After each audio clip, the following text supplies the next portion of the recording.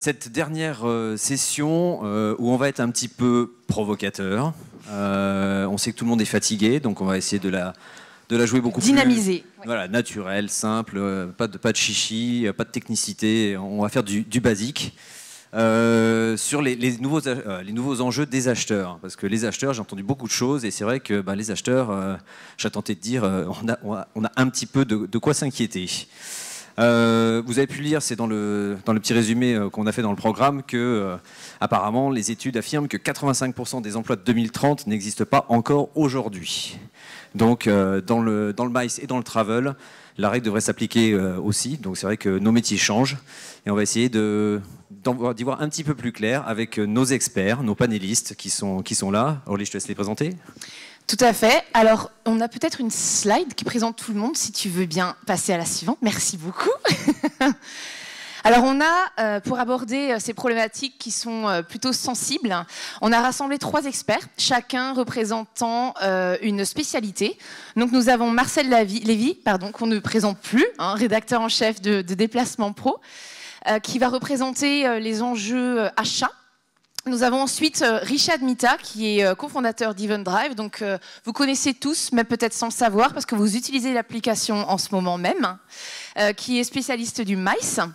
Et nous avons Guillaume Poulain, rédacteur en chef de Tom Travel, dont on a fait la publicité, on a hacké ça tout à l'heure sur la session blockchain, spécialiste de la technologie et de l'innovation. Alors, pour vous expliquer un peu le format, on n'a pas voulu une table ronde classique. Il me semble qu'on a une slide pour ça. C'est la fin de la journée, donc on a voulu dynamiser un petit peu tout ça. L'idée, c'est que chacun des experts va nous donner une affirmation plutôt franche sur la manière dont il voit les choses évoluer sur le secteur. Donc encore une fois, autour de la technologie, du MICE et des achats. Il va nous expliquer en 3 minutes, et nous allons chronométrer, pourquoi il est d'accord ou pas d'accord avec cette affirmation. Et après, c'est à vous de vous exprimer. Donc initialement, on avait prévu que vous vous déplaciez dans la salle de droite à gauche, en fonction je suis d'accord, pas d'accord, je ne sais pas, je reste au milieu, mais je pense qu'on est tous d'accord que ça va être un peu compliqué. Donc ceux qui ne sont pas d'accord, on va vous demander de vous lever. C'est juste pour pouvoir faire des proportions. Est-ce que tout est clair? Oui? Parfait, d'accord, d'accord. Monsieur Jousse, merci. Eh bien, ne perdons pas plus de temps. Il faut que je lance le chrono. Je propose de commencer par Guillaume. Guillaume, qui va faire sa première affirmation. Bonjour à toutes et à tous. Je commence? Oui. Ok. Stéphane, chronomètre? Faut que je le trouve. Bon, j'en profite, je vais gratter quelques secondes. Vous avez tous entendu parler beaucoup ces dernières années de l'intelligence artificielle. La raison est simple, c'est une technologie qui est ancienne, mais qui a énormément progressé. On va dire depuis 7-8 ans. La raison est simple, la puissance de calcul a explosé, ce qui permet de faire tourner les machines beaucoup plus rapidement. Et puis surtout, on a aujourd'hui un volume de données très important, ce qui permet de nourrir les algorithmes. La donnée, c'est une vraie matière première. Dans le domaine l'un des domaines de l'intelligence artificielle, c'est le machine learning, c'est-à-dire que ce sont des algorithmes qui apprennent par eux-mêmes. Et vous avez vu dans le monde du loisir, j'ai un chrono ou pas? Bon. Ok. J'ai vu dans le monde, vous avez tous vu dans le monde du loisir des sites qui vous permettent de faire de la prédiction sur les prix des billets d'avion. Ce qu'il faut voir, c'est que aujourd'hui on parle des billets d'avion, demain on parlera du rail, on parlera de l'hébergement, pourquoi pas des activités dans le monde du loisir. Donc on va voir apparaître toute une série de services basés sur du prédictif. Je pense que tôt ou tard, les acheteurs vont avoir des outils de prédictif qui vont les aider en fait à négocier. Vous aurez des indications sur le prix, mais aussi par exemple sur les taux de remplissage pour les avions ou pour les hôtels. Donc quand vous négocierez avec un hôtel qui vous dira « non, mais cette période-là, moi je suis rempli à 90%, vous aurez peut-être un outil qui dira « non, c'est plutôt 54% à ce moment-là ». Donc ça pourrait être des outils en fait d'aide à la négociation, sachant que l'hôtelier aura également ses propres outils pour contrer tout ça. Donc en fait, on va avoir une négociation qui va être encore plus qu'aujourd'hui drivée par la data et par le prédictif. Côté voyageur, On va avoir de nombreux outils aussi qui vont lui permettre, lorsqu'il aura de la flexibilité dans ses déplacements professionnels, au niveau des dates par exemple, d'anticiper en amont grâce à ces outils-là, ces outils de prédictif, et donc d'optimiser les coûts. En gros, si on fait un schéma, dans le monde du loisir, le corpo, je sais pas trop, mais on va avoir trois styles, soit de la réservation comme aujourd'hui, soit de la réservation très en amont, pourquoi pas 2 ans, 3 ans avant, et puis bien sûr du last minute. Donc Guillaume, si je suis voyageur, aujourd'hui il y a déjà des technologies qui existent et qui sont testées sur le marché du voyage d'affaires, où moi en tant que voyageur, j'ai cet outil qui va me dire ne réserve pas maintenant parce que le prix dans 3 jours, il va descendre. Oui, ça existe déjà. On avait présenté il y a 2 ans une start-up californienne qui s'appelle Flyer, qui était montée sur scène sur l'un des événements. Il y avait eu beaucoup de doutes quant à son efficacité. En fait, Flyer, donc c'est ça, en fait, il vous donne le prix sur les routes, donc sur un Paris-New York par exemple, et en fait, Flyer communique uniquement son prix lorsqu'il est sûr à 92% de son résultat, et sa promesse, c'est de vous dire, bon bah voilà, le mieux c'est de l'acheter à l'instant T, et puis lorsque vous allez l'acheter à l'instant T, peut-être que la prédiction a changé, et il veut dire, attention, attendez Guillaume, il y a 80% de chances pour que le prix baisse dans les 3 jours. Donc ce que je vous propose, c'est de prendre votre billet d'avion, et puis si jamais le prix baisse, moi je vous rembourse la différence pendant 3 jours. Donc il y a une espèce d'assurance en fait à la baisse du prix. Donc on voit les impacts côté transactionnel, donc booking pur, mais aussi négociation. Donc alors aujourd'hui c'est sur le booking, je pense que demain ce sera sur la négo de toute façon. Okay. Bon, on en parlera après, mais il va y avoir de très nombreux outils sur tout ce qui est prédiction, scénario aussi, et donc l'humain sera encore là, vous inquiétez pas, mais il va avoir des nouveaux outils à sa disposition. Hein. Je propose qu'on demande le vote du public, d'accord ou pas d'accord. Donc qu'est-ce qu'on a dit? Pas d'accord, vous vous levez. Qui est sceptique? Les gens sceptiques, s'il vous plaît, levez-vous. Soyez pas timides. Et ben voilà, au moins, il y a courageuse. Courage, voilà, exactement. Ils sont fatigués aussi. Et est-ce qu'on peut vous demander très rapidement pourquoi, même un mot-clé style hashtag? Ok.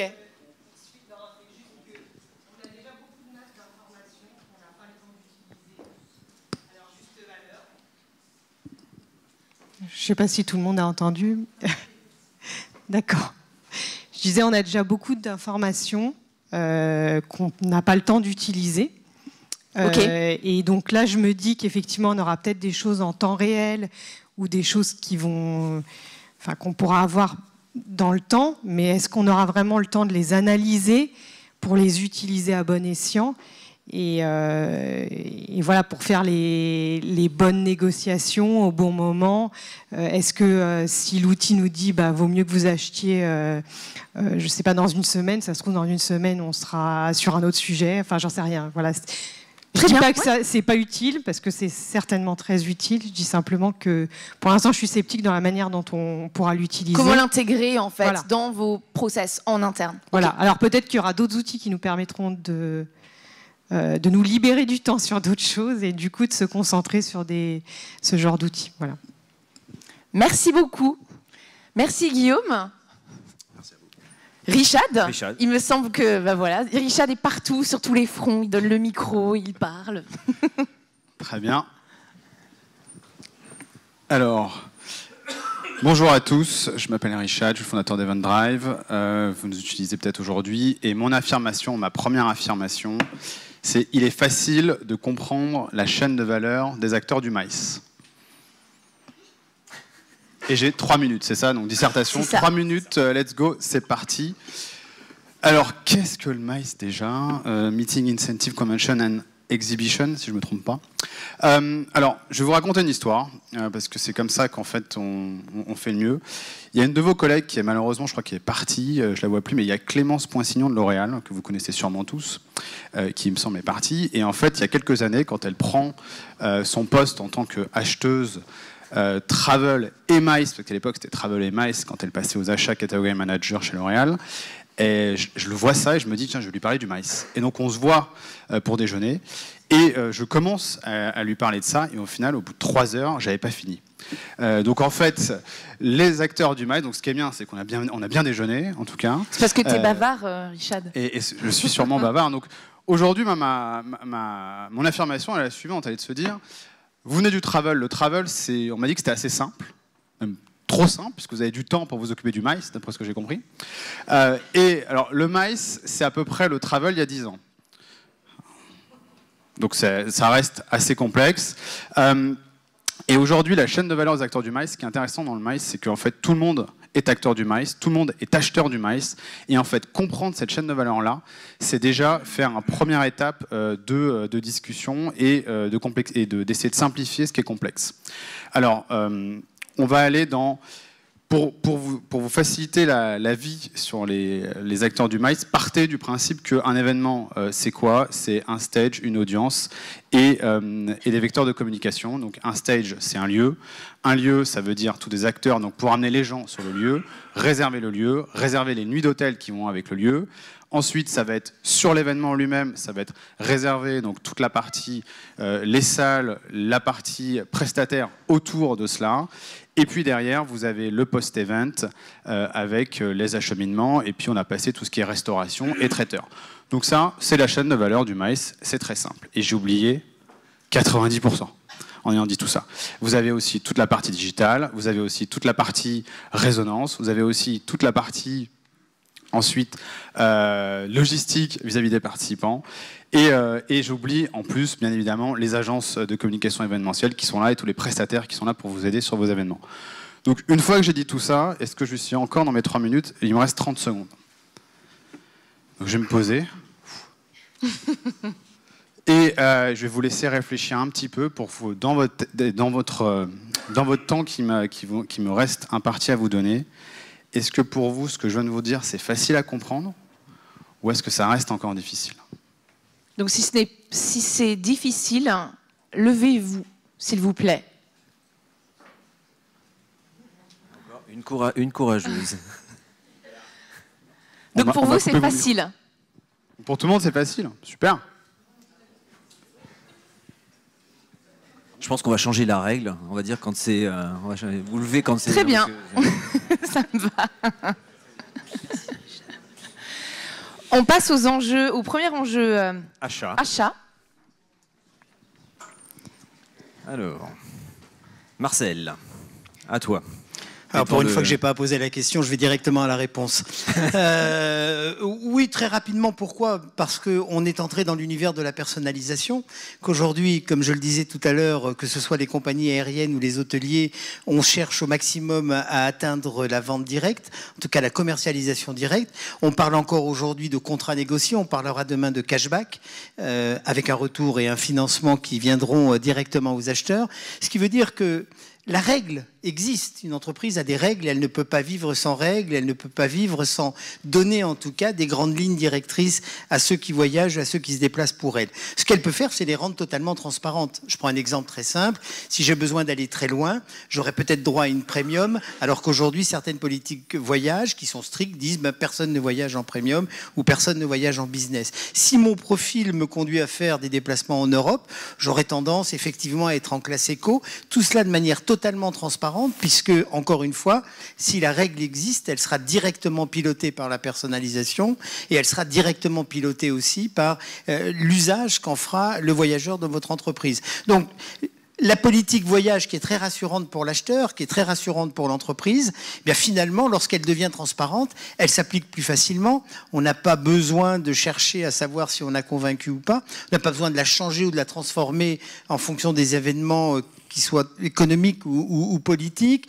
Et on a de la même manière toutes les garanties en termes de sécurité et de déplacement. Donc la politique voyage telle qu'elle existe aujourd'hui, elle n'existera plus. Et je pense même à assez court terme. Mais Marcel, juste une question en tant qu'acheteur. Mais pourquoi elle n'existerait plus? Tu dis qu'il va rester des des règles. Parce qu'elles sont transparentes, parce qu'elles ne sont pas immédiatement vendues par le travel manager comme étant des règles à respecter pour les voyageurs. Parce que si toi, demain, par exemple, tu as un gros contrat à signer à Hong Kong et que la politique voyage t'oblige à voyager en classe éco, celle qui a été décidée par l'entreprise, la personnalisation fait que tu auras peut-être accès à cette business class, le contrat est important, on aura de par le paramétrage technologique, jugé de l'intérêt ou de la qualité d'un déplacement, alors que peut-être que ton voisin, lui, ira en classe éco parce que c'est juste de la maintenance à faire à Singapour ou simplement un contrat à relire ou une réunion de travail dans un autre site de production. La règle existe, la règle est transparente, la personnalisation gomme la politique voyage telle qu'on la connaît aujourd'hui. Mais alors j'ai une question là pour toi. La personnalisation aujourd'hui, comment tu vas l'intégrer dans un outil automatique? C'est de la technologie. Prenons un exemple très simple sur les moyens de paiement. Aujourd'hui, il existe des cartes corporate qui vont dire « Stéphane, tu as le droit d'acheter des bonbons entre 8h et 8h15. Après 8h15, tu n'as plus le droit d'acheter des bonbons, mais tu peux acheter une barre chocolatée. Tu peux l'acheter dans telle boutique et pas dans telle autre. Tu peux faire le plein de gasoil, mais pas d'essence. » On voit bien que cette personnalisation aujourd'hui, pilotée par l'acheteur, hein, pour la carte, hein, on a beaucoup d'exemples aujourd'hui, on voit bien que cette personnalisation-là est extrêmement fine dans les outils à partir de ce qu'on appelle un profil. Alors, on peut aller plus loin dans le profil. Je prends l'exemple de sociétés que l'on connaît, il y a Albatros, où avec l'intelligence artificielle, on va paramétrer quasi automatiquement le profil, c'est-à-dire qu'il va s'enrichir des connaissances de la façon de voyager de ton salarié et il va les restituer à l'intérieur d'un profil personnalisé qui lui aussi va s'enrichir des règles de voyage qu'on appelle aujourd'hui politique voyage un peu rapidement. Alors je vais rebondir, il y a peut-être des gens qui voudront rebondir dans l'assistance, mais moi en tant qu'acheteur voyage, travel manager, et j'ai notre travel manager qui est dans la salle également, on est confronté, on a une politique voyage. Je pense que la majorité des sociétés ici ont une politique voyage qui est même souvent noir sur blanc, qui parfois fait 30 pages, qui est lisible. Et aujourd'hui on est souvent challengé parce qu'il y a, tout comme les règles, en fait, il y a l'interprétation de la politique voyage. Et aujourd'hui, si on n'est pas clair sur une règle, sur la politique, si on ne dit pas « t'as pas le droit de voyager en classe business en Europe », on a des voyageurs qui vont toujours dire « c'est pas écrit, donc j'estime que j'ai le droit de voyager en… » Comment tu… Le problème, c'est que tu prends la question à l'envers. Si ça n'est pas écrit, ça n'existe pas. Si c'est écrit, ça existe. S'il y a un profil et que ce profil est piloté automatiquement par les règles établies par l'entreprise dans le paramétrage de ces outils, la politique voyage en elle-même n'est pas figée, elle n'est pas fixe, elle ne devient pas la Bible. La responsabilisation du voyageur, le paramétrage des profils, la gestion aujourd'hui du big data qui nous fait connaître particulièrement bien les salariés de l'entreprise, tout ça, c'est l'applicatif de règles, mais de règles qui sont transparentes pour le voyageur. Alors je suis d'accord avec toi, je suis désolé, on dépasse sur le temps là, mais… Oui, là je vais pulvériser les… Mais alors la personnalisation, et ça je le pense qu'on le vit, enfin je le vis au quotidien, et je pense que d'autres le vivent au quotidien, si on personnalise trop, on commence à faire de la gestion par exception. Et la gestion par exception, on sait ce que ça donne. Là pour le coup, la communication elle passe très bien entre les voyageurs, pour dire j'ai réussi à faire ça, ça a été considéré comme une exception, et puis on… Oui, mais la machine, elle ne connaît pas l'exception. L'homme connaît l'exception, et le problème de l'homme, c'est qu'il réfléchit. La machine aussi, mais elle n'a aucune contrainte. Sa contrainte, elle est simplement paramétrée. Donc, à partir de là, d'abord, on s'adresse à de nouvelles générations qui ont l'habitude de travailler comme ça. Quand on parle de cashback, c'est quelque chose qui, dans la vie privée, existe pour beaucoup de millennials qui l'appliquent. Quand on regarde un petit peu ce qu'est l'exception. L'exception, c'est la vision latine de l'autorisation refusée. À partir de ce moment-là, on a toujours la possibilité de dire à la machine « pour toi, l'exception n'existe pas ». Et la machine, elle fait ça très bien. C'est comme quand tu es pris au radar à 51 km/h au lieu de 50. C'est totalement dégueulasse, si je puis dire le mot, mais la loi est à 50 et la machine ne réfléchit pas. Merci. On va demander aux gens de se positionner. Alors, qui est d'accord ou pas d'accord avec l'affirmation? Donc, ceux qui ne sont pas d'accord avec l'affirmation que les politiques voyage vont disparaître, se lèvent. Moi, je reste debout aussi. Hein. Moi, je suis debout. Hein. Ah. Ok. Bon, là... Oui, donc là, c'est moins timide que sur la chaîne de valeur du maïs. Hein. Ça, c'est sûr. Oui, vous savez, c'est logique, d'abord parce qu'il y a une forme de corporatisme et d'attachement à l'existant. Et puis après, il ne faut jamais oublier une chose. Hein. Jamais oublier une chose. Et Einstein avait un mot formidable, personne n'a compris la relativité avant qu'il commence à l'expliquer avec ce fameux mal de dents. Merci beaucoup. Merci Marcel. Guillaume, à ton tour pour la deuxième affirmation d'ordre technologique.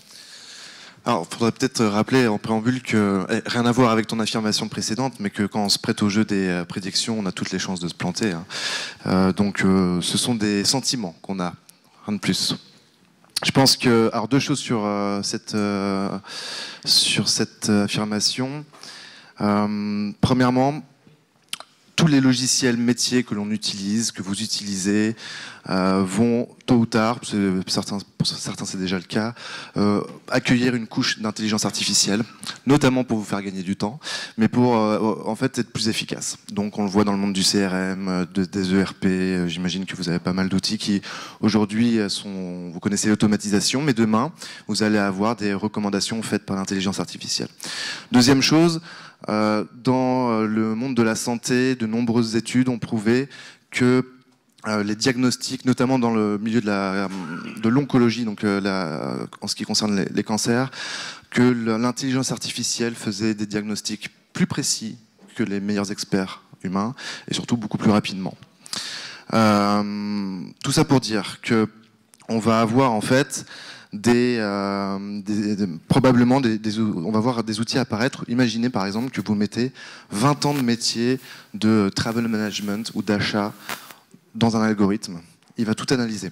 Entre ce que vous aviez négocié, le nombre de voyageurs qui a voyagé, le retour sur investissement, on en reparlera après, des déplacements, etc.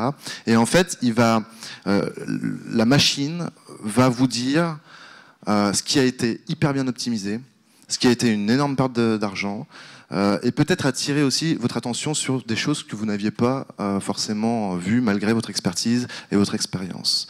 En gros, c'est où est-ce que je me suis trompé, sur quoi je peux m'améliorer, etc. C'est comme si vous étiez drivé par la donnée. Deuxième chose, comment capter l'intangible.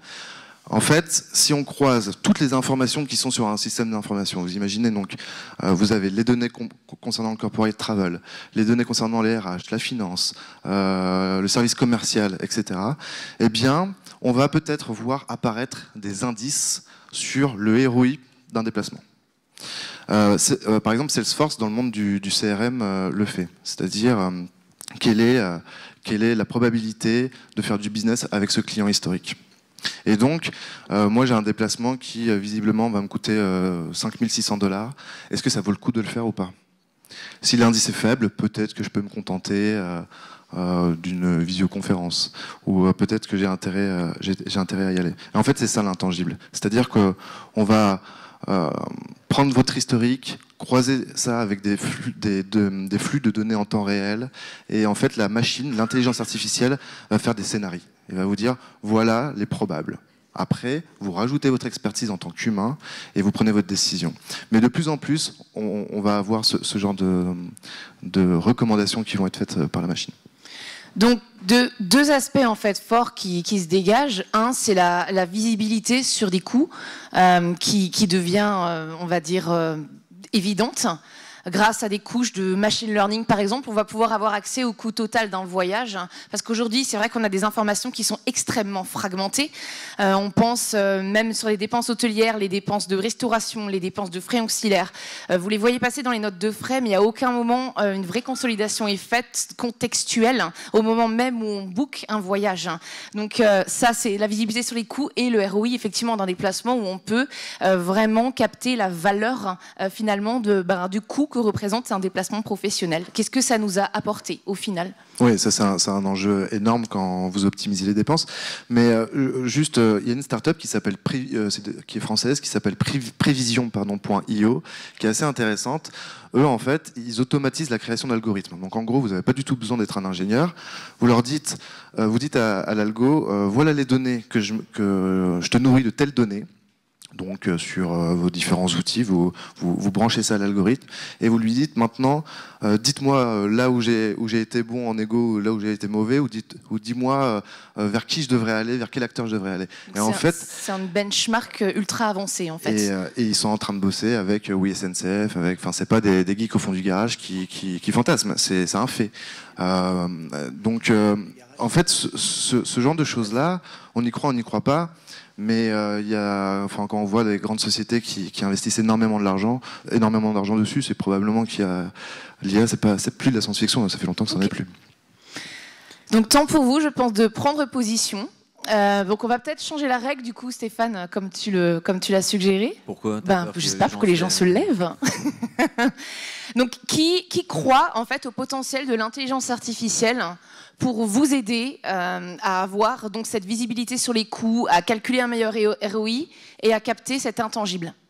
Qui y croit? S'il vous plaît, levez-vous.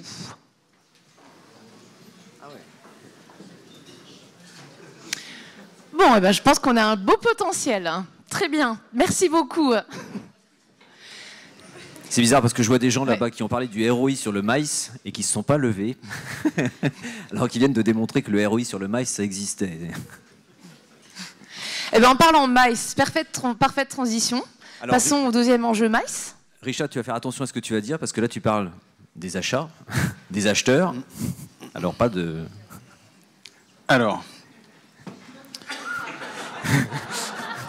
on m'a demandé d'être un petit peu provocateur.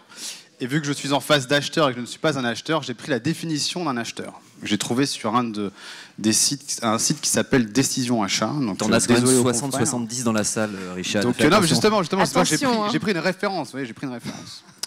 Donc, acheteur, il participe à toute partie des achats de matières premières, de produits élaborés ou semi-élaborés ou de services nécessaires au fonctionnement de l'entreprise. Il prospecte les marchés, évalue la capacité des fournisseurs à répondre aux impératifs de coût, de délai, de qualité, de quantité associés aux besoins. Il négocie les meilleures conditions en tenant compte des objectifs techniques et commerciaux et assure l'interface commerciale et technique entre les fournisseurs et toutes les fonctions de l'entreprise dans leur rôle de prescripteur de besoins. J'espère qu'ils sont bien payés parce que tout ce qu'ils font. Ouais, donc apparemment c'est votre métier et personnellement moi sur la partie maïs j'en ai pas rencontré des gens comme ça. Donc si elle est dans la salle j'aimerais bien en rencontrer, d'ailleurs ça me ferait plaisir. Donc la question, alors pourquoi cette affirmation? Alors elle vient peut-être de deux visions que moi j'ai vues au niveau de l'entreprise. La première chose c'est que je n'ai jamais vu et été confronté à un acheteur maïs qui m'a appelé pour me dire trop bien, on a besoin d'un event management platform dans la boîte, j'ai besoin de toi, viens. Alors ça n'existe pas, j'en ai jamais vu un. Alors peut-être qu'on n'est pas assez bon, là c'est à nous de voir les choses, et c'est sûrement le cas. Mais en tout cas, je n'ai jamais rencontré de gens comme ça, premièrement. Deuxièmement, moi ce que je vois en tout cas dans les entreprises, c'est que l'achat maïs est un achat qui n'est pas visible. Votre CFO, aujourd'hui, vous lui demandez combien il dépense en événementiel, il est presque incapable de vous dire le chiffre exact. Et tout ce qu'on ne mesure pas ne se voit pas, et donc on n'arrive pas à mesurer la performance derrière. Donc tout ce qu'on ne voit pas, forcément, on ne sait pas quoi en faire. Donc pour moi, l'acheteur maïs, il est avant tout là pour rendre visible cette dépense qui est présente, qui est latente. Donc d'où mon affirmation, qui est de se dire, le métier d'acheteur maïs est un pur concept de désachat. C'est-à-dire qu'avant tout, il est là pour que vous puissiez demain prendre le lead sur cet achat-là, qui est complètement diffus dans l'entreprise.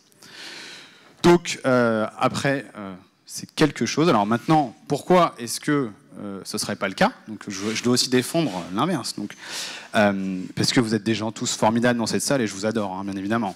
Ça, c'est clair. Non, après, je pense qu'aujourd'hui, l'achat maïs et le maïs, comme on l'a vu dans la session précédente, est en train de se professionnaliser. On est en train depuis ça fait 10 ans, hein, même 15 ans, 20 ans que ça commence à aller. Mais là, j'ai envie de dire, on voit qu'avec les technologies, on voit qu'avec toutes les informations, on commence à professionnaliser cette industrie-là. On commence un peu à se regrouper, à mettre des mesures, des indicateurs de performance d'un événement. On parle de calcul de ROI sur les événements. Et donc, cette partie-là fait que si l'industrie, aujourd'hui, devient de plus en plus mature, elle aura besoin d'acheteurs qui, vous aussi, demain, seraient en mesure de, de conseiller à vos clients en interne ce qu'il faut faire, avec qui travailler, et avoir ce vrai rôle d'acheteur / pour moi conseil, parce que vous êtes avant tout des gens qui vont conseiller sur la partie mice. Non, à vous de choisir maintenant. Voilà. Stéphane, est-ce que tu souhaites réagir? Tu gères le mice aussi. Oui, tout à fait. Juste, alors, je suis finalement assez d'accord avec ce que tu viens de dire, et j'ai entendu même des propos plus provocateurs sur un autre colloque sur les achats, un peu plus généraliste, où finalement, grosso modo, être acheteur, c'est à la portée de tout le monde. Et finalement, tout le monde est un peu acheteur. Et c'est vrai que dans le travel, comme on le dit souvent, j'ai 2000 voyageurs, j'ai 2000 acheteurs, hein, parce qu'ils sont toujours à trouver mieux que nous, donc c'est vrai. Mais de là à dire finalement qu'un acheteur mice, ce que je comprends là dans le pur concept des achats, ça veut dire que l'acheteur mice ne s'y connaît pas véritablement en mice. C'est ça que tu sous-entends, qui finalement il adapte juste ses techniques à un domaine qu'il ne maîtrise pas. Alors, il réfléchit, hein, c'est très compliqué. Il cherche ses mots. En fait, on m'a forcé à dire ça. Hein. Moi, je le pense pas. Moi, je le pense pas du tout. Je décline toute responsabilité. Je le pense pas du tout, Aurélie. Je le pense pas du tout. Hein. Toi, tu le penses. Non, je pense qu'en réponse à ta question, effectivement, souvent, ce qu'on voit en tout cas dans l'acheteur mice qui arrive entre guillemets, hein, sans. On sent, et ça souvent dans les achats, c'est qu'on sent une volonté d'appliquer des règles suivant qui a été vue ailleurs sur la partie mice. Et souvent, ils ont raison, et c'est normal d'appliquer ces règles, et souvent elles marchent. C'est des mécaniques en fait. Oui, et ces mécaniques-là, c'est des systèmes, et ça, bien évidemment qu'il en faut. Après, la problématique du secteur mice, pour moi, elle n'est pas forcément dans les mécaniques d'achat, elle est plutôt dans la mécanique de qui va derrière acheter. Et c'est vraiment là le problème, en fait, dans vos organisations, c'est qu'aujourd'hui, n'importe qui dans votre organisation peut faire du mice et peut acheter du mice. Et c'est bien là la problématique que vous avez, c'est comment vous allez consolider ces informations-là pour pouvoir demain avoir un vrai discours vis-à-vis de fournisseurs. Et pour moi, la problématique de l'acheteur mice, elle est plutôt dans comment je rends visible cette dépense latente partout, comment je fais en sorte d'être connu dans l'entreprise, entre guillemets, sur cette dimension-là, comment je fais pour créer de la valeur, pour que derrière, je récupère de l'information. Et ça, c'est très compliqué. Et ça, je le vois, en tout cas, ce que je ressens, c'est que chez les acheteurs mice, c'est très compliqué aujourd'hui, cette partie-là. Ok. Parfait. Eh bien, temps pour vous de prendre position.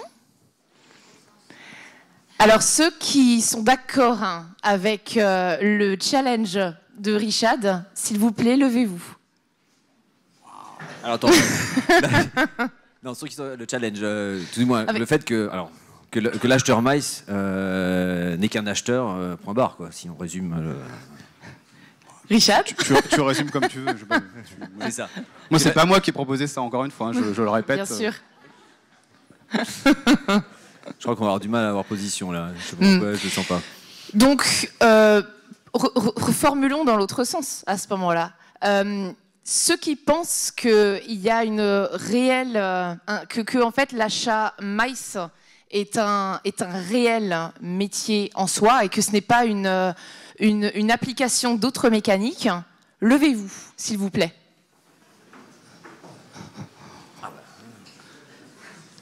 Ok. Eh bien, je pense que Richad Consulting aura beaucoup de choses à dire pendant la pause café. Mais c'est intéressant, c'est le but de cette session aussi, c'est de confronter les opinions. Alors, on reste sur les achats avec Marcel. Ouais. Une autre affirmation sur les acheteurs. Alors, attention. Bon, là, je vais attaquer le goudron et les plumes. On peut éviter. On n'a pas donné de tomates non, à l'audience. Pourquoi est-ce que les acheteurs seront des spécialistes plus que des généralistes? Simplement parce que l'univers et la palette des sujets qu'ils auront à traiter s'élargit et se rétrécit. Alors elle s'élargit dans les outils qui leur sont proposés et qui sont utilisés par les voyageurs, et elle se rétrécit dans le savoir et dans les connaissances. On voit bien aujourd'hui que l'acheteur voyage, pendant des années, on a dit c'est facile, hein, on achète un avion, on achète un hôtel, éventuellement une voiture, on prend un taxi, ça prend 3 minutes, on se retrouve à la cafette. Donc l'idée aujourd'hui de dire que la spécialisation va permettre d'optimiser la connaissance de l'acheteur, c'est, en tout cas, ça me semble être aujourd'hui une évidence. Et l'autre idée, c'est que cette vision très généraliste, on la voit apparaître dans des services généraux. On voit des entreprises où les services généraux pilotent le voyage en intégrant le voyage comme un outil des plus classiques, de la même manière qu'on ferait de l'immobilier ou qu'on achèterait du papier toilette. La différence, c'est que le niveau de connaissance aujourd'hui que demande l'univers du voyage, dans la négociation, dans l'organisation, dans le suivi des voyageurs, dans le point sécuritaire que l'on fait avec eux, on voit bien que cet ensemble de données-là, ce sont des données de spécialistes et non pas des données de généralistes. Là où je te rejoins complètement, Marcel, enfin, c'est mon observation personnelle. Au moins. Je pense qu'un des révélateurs dans les achats, notamment travel, c'est tout ce qui se passe en ce moment côté distribution.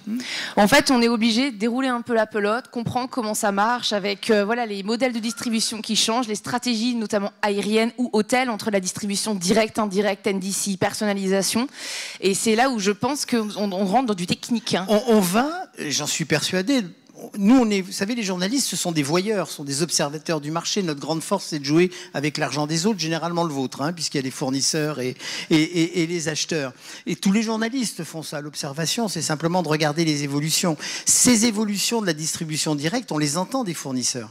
Ce n'est pas quelque chose qui est né dans notre tête, c'est les fournisseurs. J'étais ce matin avec Air France, et quand on commence à leur dire, mais chez Total, peut-être qu'un jour, vous allez mettre du NDC, parce que vous allez personnaliser et changer le monde de la distribution, ils répondent que globalement, pour l'instant, on soigne les agences de voyage, mais oui, on va vers la distribution directe. Sans spécialiste, la distribution directe, on s'en sort pas.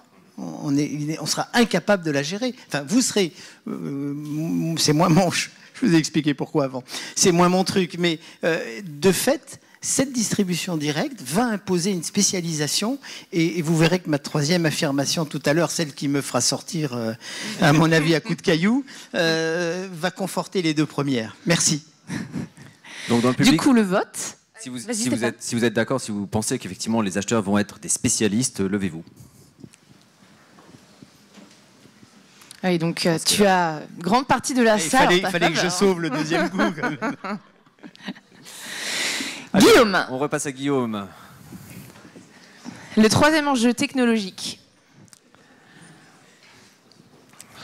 C'est parti. Ouais. Qu'est-ce que je voulais dire déjà Je vais aller assez rapide. En fait, je voudrais faire un petit sondage. Quand dans vos entreprises on recrute, dans quelles entreprises est-ce que la politique voyage est un argument pour recruter un talent ? Pour qui est-ce que c'est un enjeu RH, en fait, en attractivité, talent, rétention de personnel? Levez la main, s'il vous plaît. Ah, cool, il y en a. Ok. Ah bon. Non, Les deux. recrutement. Enfin, recrutement, là, en ok. l'occurrence, quand est-ce qu'en entretien, vous mettez en avant la politique voyage? En fait, vous, en tant que grand public, vous avez vu les modèles économiques changer. On paye de plus en plus à l'usage. Et moi, je pense que d'une manière ou d'une autre, je ne sais pas encore exactement comment ça va s'adapter au monde du voyage d'affaires, on va tendre en tout cas vers une espèce de corporate travel on demand. C'est-à-dire qu'on le voit par exemple dans le recrutement, à Paris par exemple, les gens ne sont pas forcément intéressés à l'idée d'avoir une voiture de fonction. Et donc on voit des sociétés mettre en place les fameux crédits mobilité. Je trouve que ça a pas mal de sens. Si je veux utiliser mon crédit dans du Vélib, dans du métro, dans une location de scooter ou éventuellement prendre un 4x4 le week-end si j'ai envie de partir avec des amis en week-end, je trouve que ça a plus de sens que d'avoir une grosse voiture pour aller au boulot. Et d'une manière générale, ça rejoint un petit peu aussi la personnalisation. Je pense qu'il va y avoir des plateformes de services comme ça qui vont se mettre en place et qui vont permettre en fait d'avoir une certaine flexibilité pour probablement mieux gérer vos dépenses, puisque ce sera davantage lié aux usages, et puis pour améliorer le confort des voyageurs. Parce que ça fait partie de ces sujets dont on entend beaucoup parler, mais dans les faits, on n'a pas l'impression que le confort de voyageurs, ce soit vraiment une problématique, enfin une priorité. La deuxième chose, c'est que on voit que le désir d'être propriétaire recule. Ça fait 20 ans qu'aux États-Unis, ils se rendent compte que l'envie d'être propriétaire de sa maison est de moins en moins importante, d'être propriétaire de sa voiture. Et je pense qu'il y a une espèce de tendance comme ça qui viendra davantage des utilisateurs ou des collaborateurs que du haut de la pyramide, qui tendra vers une consommation à l'usage et du coup des dépenses liées à l'usage. Donc si on transpose ça à une politique voyage, on peut se demander si c'est pas, si on va pas vers davantage de responsabilisation du voyageur, où on arrête avec ses contraintes, avec ses trucs, on lui dit, voilà, quitte à fixer un montant maximum lié à son déplacement, il gère son budget comme il le souhaite. Et je me souviendrai toujours de cette sortie de l'ancien patron du digital de L'Oréal qui disait, pendant 10 ans, je n'ai pas respecté la politique voyage de mon entreprise, et à chaque fois je me faisais engueuler, et à chaque fois je leur montrais par A plus B que d'une part, mes collaborateurs trouvaient des arrangements qui leur convenaient plus, et puis surtout que finalement on leur coûtait moins cher. Parfait. J'ai rien à ajouter. Moi non plus. Est-ce que vous pensez que cette affirmation est recevable? Est-ce que vous êtes d'accord avec? Si vous êtes d'accord, levez-vous. Moitié à peu près, je dirais. Ok. 51%, je pense. Merci beaucoup. Richard, attention, Richard, drum roll. Je vais arrêter avec mes affirmations sur les acheteurs. Je suis pas très bon là-dessus. Mais là, tu nous fais faire des économies, je crois. Voilà. Alors, je ne suis pas là. Ce n'est pas moi. C'est mon hologramme. Je me déplace plus à d'événements depuis 10 ans, moi. Non, blague à part. Question. Je pense qu'il faut que je vais vous dire le pour et le contre, comme ça au moins vous aurez les deux visions. Dans la table ronde juste avant, Madame Carlier de Novartis nous disait que dans certains pays, ils privilégiaient les rencontres virtuelles. Donc ça existe déjà que dans beaucoup de cas, on remplace les événements par du virtuel, premièrement. Deuxièmement, est-ce qu'on ne se déplacera plus dans 5 ans pour aller dans un événement physique?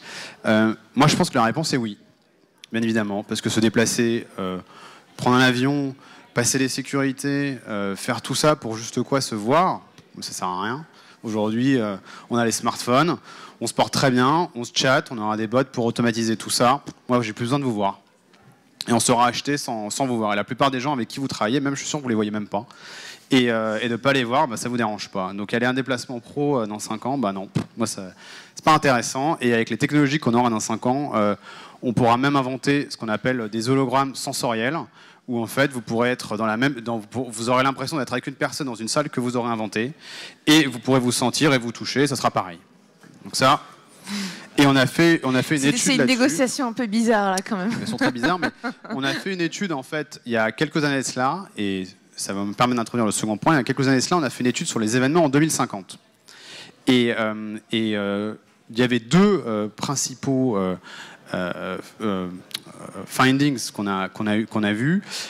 Un des premiers findings, c'est que les robots, c'est so 2020, quoi. Et qu'en 2050, ce sera vraiment des hologrammes multisensoriels qui vont nous permettre en fait, d'être présents sans être présents et de se toucher, et ainsi de suite. Donc ça, c'était une des premières trouvailles. Et si je reprends maintenant ma casquette en disant non, dans 5 ans, on va encore se rencontrer, se parler et se toucher, bien évidemment, parce que c'est comme ça que l'humain a toujours fonctionné, c'est comme ça qu'on se connaît, c'est comme ça qu'on adore ça. Et dans cette étude qu'on a fait sur les événements en 2050, il y a une chose qui ne changera pas en fait, c'est que l'homme a toujours besoin de se rencontrer pour se faire confiance et se créer des émotions. On parlait d'émotions tout à l'heure, encore une fois, dans cette fabuleuse table ronde du MICE qu'on a eu juste avant, et j'espère que vous l'avez vu, et dans lequel en fait on parlait d'émotion. Et aujourd'hui, l'émotion passe par la rencontre, passe par ce gradient de feeling que vous allez avoir, qui va vous permettre en fait d'imprimer en fait ce qui se passe. Et une de ces trouvailles, donc, c'était de se dire que en fait, ça fait plus de 2000 ans que l'événementiel existe, et que l'événementiel, en fait, il n'a pas changé. C'est avant tout un lieu, une audience et un speaker. Et ça, quoi qu'il arrive, ça ne va jamais changer. Je rajouterai un élément, perso, étant millénial et tout ça, sur le côté éducationnel, sur les événements, avec tout ce qu'on a en ligne aujourd'hui sur YouTube, les MOOC, etc., souvent, moi, j'apprends même des fois plus derrière mon écran, en regardant tranquillement ma vidéo YouTube et mes TEDx, qu'en étant assise dans des salles où je suis interrompue ou par mon Twitter ou autre. Ouais, qu'est-ce que tu penses de ça? Sur les formats d'événements, je pense que la question sous-jacente, c'est les formats d'événements. Voilà, exactement. Alors, personnellement, je pense que les formats d'événements liés à l'éducation, donc les formats d'événements où on apprend des choses, je pense qu'ils vont tendre à différencier. Ce sont l'éducation qui va demander de l'expérimentation va être conservée. Le top-down, par exemple, sur le MICE, il va tendre à changer. En revanche, les événements vont servir à quoi? Vont servir à du fun, de la rencontre, donc networking et fun, et impression d'émotion. Voilà.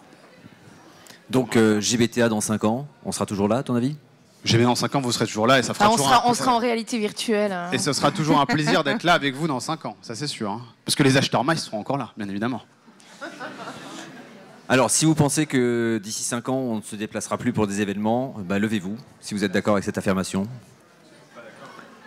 Ah bah, bah, on a une courageuse. Ok, donc moins. Ou du moins, qui pense que l'on se déplacera moins? Levez-vous, s'il vous plaît, si vous pensez qu'on se déplacera moins. Ok. Donc on est entre... On se déplacera mieux, peut-être, oui. Merci. Et on va terminer avec Marcel. Oui. Alors, sortez vos cailloux. Alors, des bouteilles d'eau vides. Ceci dit, moi, je viens de croiser le Mélenchon du maïs, hein, avec l'hologramme, là. Le Mélenchon du maïs. Bon. Tout est dit. Alors, vous allez me demander pourquoi, mais c'est plutôt moi qui vais vous poser une question. Quels sont ceux dans la salle qui, sur leur fiche de paye, ont la mention Travel Manager? Est-ce que je peux vous demander de lever la main? Ah mince, ils ont déjà disparu, disons. J'ai rien à dire. Il n'y en a déjà plus. Vous êtes comme les éléphants d'Afrique, les 5000 tigres du Bengale, les colibris. Enfin bon, vous êtes dans les mêmes espèces menacées et effacées. C'est vrai, il n'y en a pas?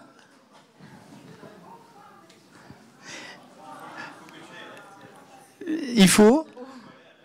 Ça, c'est pas gentil. Mais j'y vais aussi. J'y vais aussi. Et ils sont plus travel manager, c'est travel management. Bon. Est-ce que j'ai besoin d'expliquer alors? Sincèrement. Pourquoi est-ce que les travel managers vont disparaître? D'abord parce que c'est un métier récent, c'est un métier des années 70 où aux États-Unis on a voulu segmenter le savoir et on a considéré que la première force commerciale c'était dans le déplacement. Donc on s'est dit on va mettre beaucoup de moyens sur le déplacement, on a créé la fonction de travel management parce qu'effectivement la gestion des voyages à l'époque était complexe, compliquée. C'est IBM entre autres, c'est Monsanto qui se sont attaqués en premier à cette fonction avec la définition, en tout cas un cadre que vous connaissez tous et qui a aujourd'hui très largement évolué. Elle a évolué pourquoi? Parce que vous êtes des acheteurs. Vous êtes des acheteurs au sens premier du mot. Vous êtes des acheteurs avec vos qualités, un peu vos défauts. Il paraît que des fois, certains sont un peu rares. Mais bon, je ne veux pas non plus avoir une quelconque suspicion dans ce que j'affirme. Mais vous êtes des acheteurs. Et cette notion d'achat est une notion qui m'apparaît essentielle, tant pour vos voyageurs, tu le disais tout à l'heure quand on parlait des politiques voyage, c'est-à-dire que toi qui es le Didier Deschamps du travel, puisqu'apparemment tous tes voyageurs sont sélectionneurs, ou acheteurs du moins, on voit bien que la volonté manifeste de l'entreprise, c'est de confier aux fameux spécialistes, et c'est pour ça que je disais tout à l'heure qu'on reviendra un peu vers l'assertion numéro 2 qui disait que vous êtes des spécialistes, on voit bien que l'entreprise a confiance en des spécialistes, qu'elle a confiance en des spécialistes dont elle a défini le contour, dont elle perçoit le savoir, capable de convaincre une hiérarchie du bien fondé des décisions qui sont prises et capable d'expliquer aux voyageurs pourquoi tel ou tel choix a été fait. Et je pense que là, on est dans le pur savoir de l'acheteur.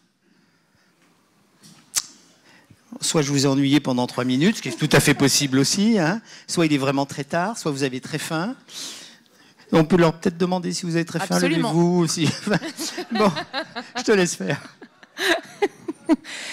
Donc, faisons le vote. Qui pense, comme Marcel, que la fonction de travel manager, à terme, ne sera plus? Ceux qui pensent ça, s'il vous plaît, levez-vous. Ok, Stéphane aussi. Est-ce que je peux vous demander comment vous voyez, du coup, votre fonction évoluer? Je sais pas qui a envie de s'exprimer. Vous étiez debout. Hein. Je vous remercie, sympa. En tant que... Je pense que beaucoup de travel buyers, commodity, font en partie du travel management, ou la partie travel management est plus ou moins sous-traité à la TMC. Maintenant, si la TMC disparaît et qu'on passe sur une TSC, là, je ne sais pas trop ce que ça va donner. Mais ce qui est sûr, c'est que, bon, à partir du moment où on a une politique de voyage qui est relativement solide, le travel manager est parfois là pour prendre le bureau des plaintes. Et ça, c'est la TMC, la TSC qui peut prendre. Mais déjà, moi, j'en vois plus beaucoup de travel managers dans les sociétés. Non, je pense qu'il y a eu une confusion pendant longtemps sur le process. Et effectivement, lorsque le process existe, le TM n'a pas grand-chose à gérer. Le TM, il a à construire. Et lorsque le process est construit, on évolue vers d'autres fonctionnalités du travel buyers. Le travel management devenant peut-être une petite composante du travel buyers avec cette vision élargie. D'accord. Merci. Oui.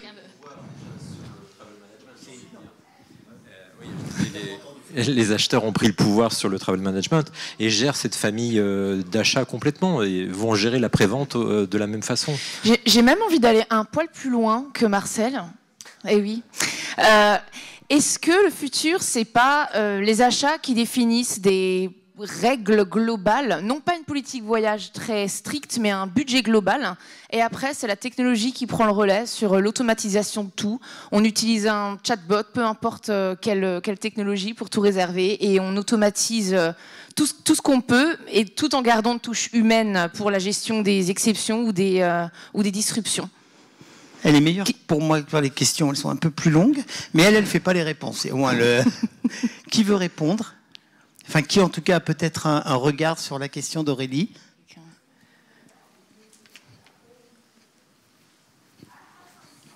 Merci Marcel. De mon point de vue, la RH reste propriétaire de la politique voyage, ou peu importe comment vous voulez effectivement l'envisager. Les acheteurs, ils vont être conseillés, vont recommander, vont dire voilà ce qui se passe sur le marché, ce qui se passe chez nous, comment on peut l'adapter, mais ils ne vont pas être décisionnaires. Je pense. Voilà. Peut-être que vous n'êtes pas d'accord, mais c'est ma vision. Aurélie, est-ce qu'il y a d'autres commentaires sur ce qui vient d'être dit ? Stéphane ? C'est bon, je pense qu'on n'a plus de temps. On a déjà dépassé notre... Ouais. Et on pourrait polémiquer longtemps. Oui, donc finalement, si on résume très en deux ou trois, on va dire, phrases clés, je pense que sur la partie travel, du moins, si on résume les enjeux technologiques et achats, on a clairement une chose qui se distingue, c'est la technologie qui est en train de révolutionner énormément de choses, que ce soit au niveau de l'intelligence artificielle, mais aussi les outils qu'on utilise au quotidien, que ce soit du reporting ou autre, mais ce sont aussi les usages, donc le voyageur qui en fait commence à prendre, et qui a déjà commencé à prendre ce pouvoir, mais qui s'affirme de plus en plus ou dont, on va dire, les usages se matérialisent dans les politiques voyage des entreprises, du moins commencent aux États-Unis surtout. Et côté MICE, Stéphane, si tu devais résumer du coup le Mélenchon du voyage d'affaires, ça va rester. Non, mais du côté MICE, enfin, je m'inquiète pas. Il y a du travail. De toute façon, je donnerai quelques mots en conclusion. Après, c'est vrai que tout ce qu'on a dit là, les évolutions, ça peut faire peur, se dire où est-ce qu'on va, est-ce qu'on sera encore là, pas tant GBTA et ses réunions, mais est-ce que nous, travel manager, travel buyer, tout ça va changer, on le sait, et on peut s'en inquiéter ou pas. Eh bien, ce sera le mot de la fin. Et j'aimerais remercier donc, on peut applaudir Richard, Guillaume et Marcel. Merci beaucoup, messieurs.